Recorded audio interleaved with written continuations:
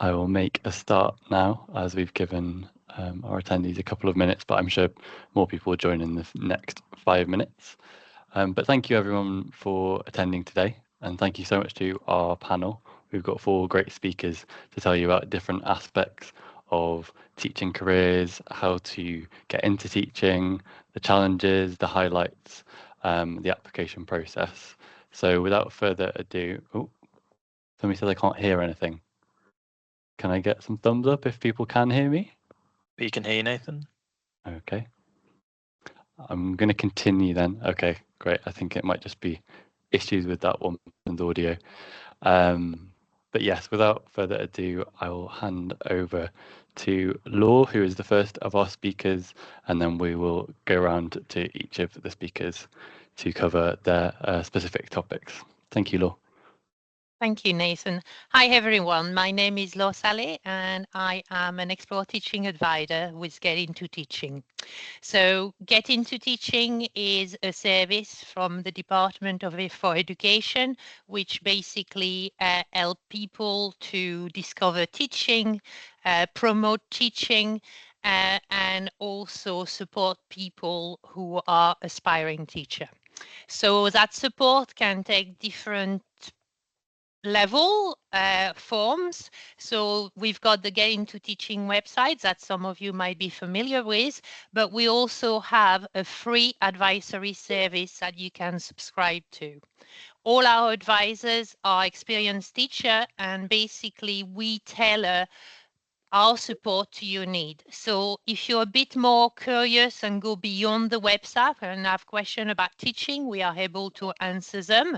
If it's a case of you're just exploring teaching, we can help you, for example, get some school experience, answer any questions you might have about the classroom, and basically we support you till you get a place on a teacher training course if you decide to apply. And I would like to reiterate that it's completely free and you get all the time the same advisor. So that's quite nice because you also build a relationship.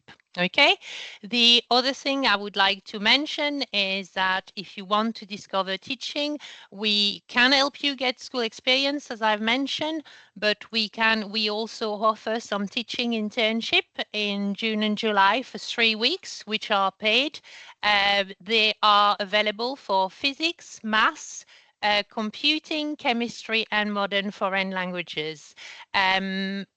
You can look on the website, and if you were interested to apply, I will be holding a webinar with Nathan on next Monday, I believe, between 5 and 6. I think he'll send the link as a follow-up. Let's talk a bit about teacher training. I'm going to give you a bit the basics, and then after that, you're going to have some providers who are going to talk about their course in particular.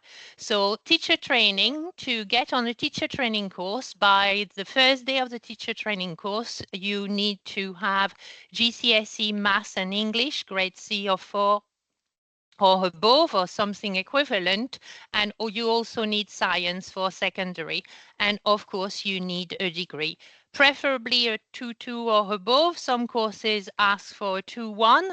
Okay, it depends on the provider, but generally it's a 2-2 or above in terms of degree class. Okay, what you must understand is that teacher training is a very practical course. It lasts 10 months, but don't expect to be yourself being in a lecture theatre, because most of the course is spent in the classroom learning to teach. In fact, you need to spend at least 20 weeks in at least 2 different schools in order to get what is called QTS, Qualified Teacher Status, which is the professional qualification that makes you a teacher in England. On top of that, quite a lot, of course, of the PGC or PGD on top, which is where 60 or 120 credit towards a master. That part of the course, the PGC, PGD, is about pedagogy and about didactics. On its own, you're not a qualified teacher. What you need is QTS. Okay, so that's really important to remember. There are loads of ways to train, as you will see. What I would like to impress on you is that there is no better way to train. It really depends on the person you are, but also what you expect, what are the opportunities you are looking for, and most importantly, what type of support you want to receive whilst during your teacher training.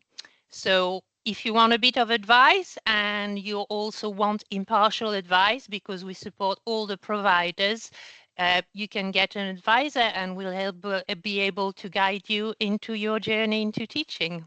Thank you very much. Thank you so much, Laura, for that great overview. I'll just pass on to Rob now to outline Teach First scheme. Thanks, Nathan. Thanks you, Laura, as well. Yes, I'm Rob Glover, and I'm one of the early talent managers at Teach First, and I'm also an ambassador of the programme as well, having been part of the 2016 cohort myself. Laura did a great job there of giving an overview of sort of what to expect with the teacher training route, and I want to tell you a bit more about Teach First and how we're potentially slightly different to some of the traditional routes you may have looked into, if you like. So Teach First and foremost, is an educational charity, and what we're trying to do is end educational inequality. So what that means is we partner ourselves with some of the schools in some of the most underserved areas of England, and we partner you there for 2 years. So you get to make a real impact in that school and in that community from day one. During the programme, you spend 2 years, as I said, and in your first year, you're an unqualified teacher in that school teaching from day one. In that first year, you're going to work towards your QTS that Laura mentioned, and you're also going to work towards your PGCE as well. So by the end of your first year, you will be a fully qualified teacher. And what happens is you go away for the summer, have a nice break, and you come back to the same school in the following September to do your second year of teaching or your first year as a newly qualified teacher. Over those 2 years, as I said, the main thing about the programme with Teach First for me is the impact you get to have. During those 2 years, you will feel like the teacher from day one. Okay, you are going to progress day in, day out. You might have one day where things don't go quite to plan, as we all do. And then what the great thing about our program is the next day you get to go in straight away and fix it, improve on it, and work on those skills that you're going to be developing.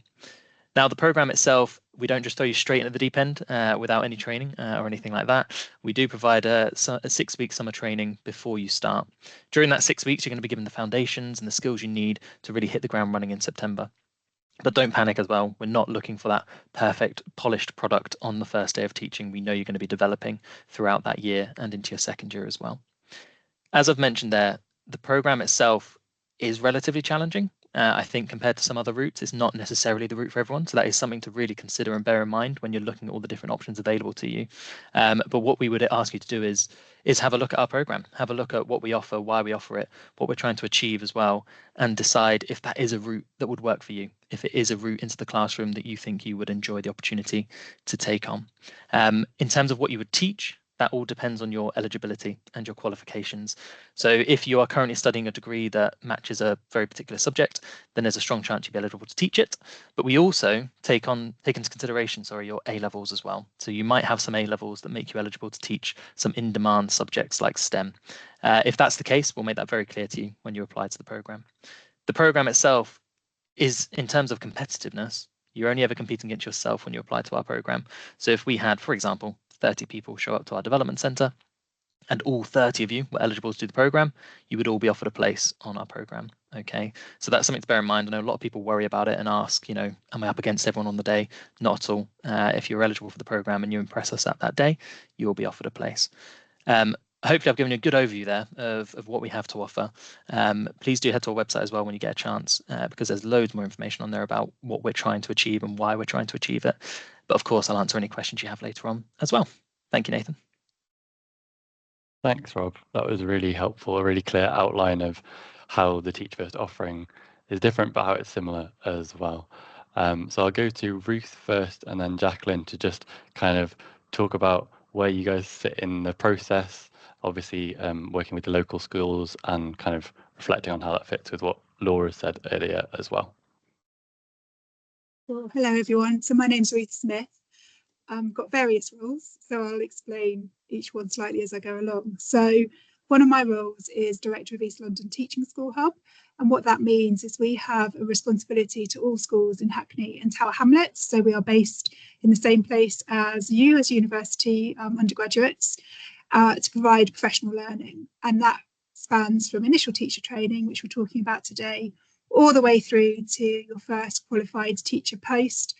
And then if you head towards leadership and headship, we have a professional learning programme for you. In terms of initial teacher training, my other hats, I wear lots of different hats, and this is one of the joys of being in education. You get to have lots of creative opportunities in your career. I'm a trained teacher as well, is Director of Mulberry College of Teaching. So we are an ITT provider that's based in Tower Hamlets. We are small, we specialise in secondary English, and what we're able to do is provide a PGCE with QTS, it's a tuition fee route, and we work in collaboration with a majority of the secondary schools in Tower Hamlets. So you come to the hub, if you apply and you want to train to teach English, you can come to us. We train you locally in our hub. We are probably about a 10-minute walk from Queen Mary's. And then you are placed in schools in Tower Hamlets. And what we're able to do is provide a really close connection between what you're learning in terms of theory and practice. And a bit similar to what Rob described, you then get to go straight into local schools and see it in action. And over the course of the year, you develop your craft so that by the end of the year, you are teaching full lessons with the support of experienced teachers. And we hope what we will see is you being very, very employable for the local schools in the area. And we've already got, just a few weeks into our current cohort, head teachers already asking me lots of questions about when they can start offering jobs to people. We also work with lots of other ITT providers. So in all of our local schools, we work with all ITT providers that are available in the region, and that includes Teach First and other providers for other subjects and other phases. So if you're interested in lots of different routes into teaching, as a teaching school hub, we can offer advice and support around that. We also are engaged in some school experience visits, which you'll find out about on the DFE portal that Laura has talked about. And that probably is a really good way to get a flavour of what it is to be a teacher in East London. I'll stop there because I'll now be touching on some other conversations that we're going to have later on. But there's lots of different routes into teacher training locally if you're really wanting to stay local and be part of the East London educational community. Thank you, Ruth. And finally, Jacqueline, if you'd like to sort of add your perspective to what each of the three panelists have just said. Oh, I think you're on mute. Here we go. Thank you, Nathan. Well, we're all absolutely thrilled to meet with you virtually today. Delighted that there's such interest in training to teach in East London. It is a phenomenal career, and like similar to Ruth, so I'm the Deputy Director of London District East Teaching Hub. So we're in terms of being similar, we're also a teaching school hub. We're one of 87 in the country, and so if you train with a teaching school hub, you have that sort of long-term relationship, because after you then train as a teacher, you then become an early career teacher, and then we sort of support you through that journey. We are the teaching school hub that focuses on Newham, Barking and Dagenham and Havering. And we have been training teachers for 10 years. So in terms of our background and in teaching, in training teachers, I can say that our completion rates are 100%. So if you do join our programme, we will support you to get you through it. If we think that you can do it, then we will be there to hold your hand through it. We've got 100% employment rates. So we've got links, and again, as a teaching school hub, we've got links into our local schools, and like Ruth alluded to, very early in the programme, leadership will be asking, when they can make job offers, which is terrific, because sort of quite early in the programme, that you have certainty thereafter. Our programme is QTS and PGCE. So we don't offer a QTS only option, and that's something worth bearing in mind. Obviously, you're from an extremely academic university, so you're more likely to want to do the PGCE option, and you will be very able to do the PGCE option. We do have, this year we've got several people from Queen Mary on our programme. We're training 50 this year, 50 trainee teachers across primary and secondary, across 12 subjects, and they are training in over 20 schools. So we sort of offer quite a large range. Yes, and in terms of those placement schools for secondary in particular, we interview at the school where a placement is available, which means that you will know and get a feel for where you would be placed, which is really important, rather than leaving it to later on in the year. You know, you've been offered a place but you don't know where you're going to be. We feel it's really important that you know where you would be, to enable you to make that decision. And of our placement schools, I mean, they're exceptional schools. We partner with some phenomenal schools. They are all good or outstanding. So you can be certain that you're going to be training in a place that's leading the way for the future. So it's great to meet you, and I'll hand back to Nathan. Thanks, Jacqueline. And thank you to the four of you for kind of providing those introductions both to yourselves and to the schemes that you offer. We've talked a lot in sort of technical detail so far. I feel I just wanted to zoom out a little bit and ask the panel, particularly, I guess, Ruth, I know you touched on that you are a trained teacher as well. So if we could start with you, but just why should students consider a career in teaching? There's often lots of negative narratives in the media, but what are the opportunities that offers? What are the most rewarding things about being a teacher? Thanks, Nathan. It's a great question. Well, it is the best job in the world. I might be a bit biased because I've been in education now for nearly 25 years, but every single day is new and different. And the reason teaching is a fantastic career is it provides you at an individual level a huge amount of professional reward. As it's been mentioned quite a few times already today, teaching, particularly in East London and in the schools that we have, we're working with students who face some of the biggest challenges in life, and yet they are making the most outstanding, exceptional outcomes and contributions to society. And to be part of that, and it sounds a cliche, but to be part of really making a difference and transforming the lives and communities of the people that we serve. And I do see teaching as a service. We are serving our communities, is incredibly professionally and personally rewarding. And it's a career that is full of creativity and opportunity. When I trained to teach a long time ago now, I never imagined that I would have the opportunities of my own professional development that I've had over the last few years. So the fact that I'm sitting here talking to everybody today as the Director of Education for a trust, I've had the exciting opportunities to set up an initial teacher training provision from scratch in a subject that I love. There's so much choice in the way your career can develop. If you want to be an exceptional classroom teacher, there's a route for you. If you want to be a senior leader or a head, that's a route for you. If you want to be a teacher of teachers, there's a route, and so much more. So it is an area of creativity and opportunity. Thanks, Ruth. I don't know if we can beat "it's the best job in the world." I think that's just a great summary there. I didn't know, Jacqueline, if you had anything else to add to that. I think I would just echo, Ruth's feedback there. It is phenomenal. I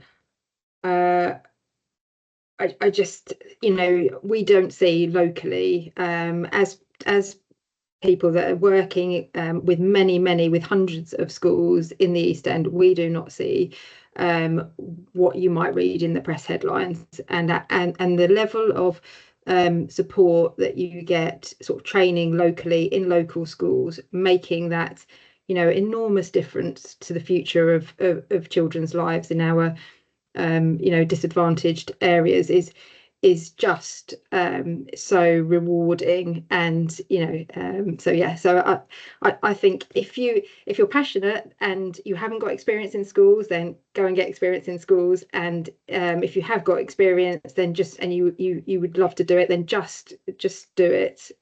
You will not regret it. Thank you. You touched on what I wanted to go on to next, actually, in terms of experience in schools.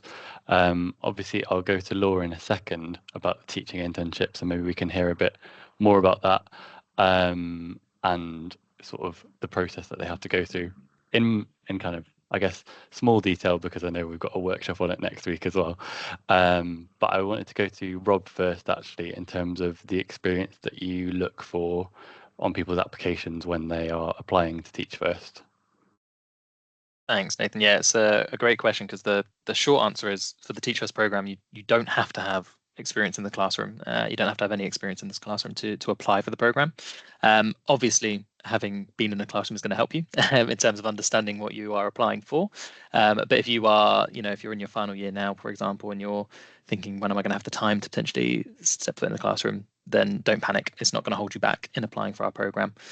When we're looking at different applicants and different applications, other things jump out to us that are very transferable to the classroom. So, off the top of my head, things like if you've had experience in the summer of doing a summer camp and things like that, or you've tutored, or you've done anything along those lines, there are other experiences that will transfer across. So yeah, don't let that hold you back. If you're thinking, oh, I haven't stepped in a school yet, there are ways of doing that. And as I say, you don't need it for our program. There was something else I was going to say there, but it's completely gone out of my head. So I will allow someone else to contribute to that if they would like to. No problem. You can always jump in if it comes back. But yeah, if I could just go to you, Laura, I know you've touched on it a bit already in terms of the teaching internship, but Yeah. I guess speaking to the value of applying to that, and how it can help people kind of decide, I guess, whether they actually do want to go into teaching. So I'd like first to reiterate what Robert said, is that you do not have to have any school experience to be basically eligible to apply for teacher training. However, the other side of the coin, I think, is that it's always good to know what you're letting yourself into. I always say to the student, you wouldn't apply to a nursing course and discover on the first day you're fainting at the sight of blood. Well, it's a bit the same with teaching. It's good to put yourself in a situation where you're not a student anymore, you're effectively an adult and a prospective teacher in the classroom, and to go and observe lesson if you can. So I'll come back to the internship in a moment. In terms of getting some school experience, you've got loads of ways to do it. Maybe Queen Mary, through the student union or volunteering service, has some link with school. I know, for example, the maths department at Queen Mary run a module for students to go in school, so that's a good way to go in. If you've got loads of spare time, there's loads of charities that operate throughout London where you can volunteer a couple of hours a week to be a reader, to help children with their reading, etc. So that's great if you can basically volunteer that much time. If not, you can ask for a couple of days in a school. So we've got to get into school experience service that you will find on our website, where you can request a school experience day. If you don't get any kind of joy with that, you can always try to contact local schools. Okay, so a few tips about that. Schools are a busy place. They always will try to welcome people who are looking into teaching. However, a few tips for a bit of success. One, don't request a week or 2 week placement. That is just not going to work. They are so busy. Two, bear in mind that, as I said, schools are busy, and therefore you need to remind yourself what the school year look like. They're not going to give you a couple of days experience right the first week of September. In the same way that if you ask for secondary in the middle of GCSE exam or ramping up to the exam, it might not be the best time. So be sensitive to that. And when you contact them, make sure you explain who you are and maybe lay out your qualification as well and your motivation and see if you get a response.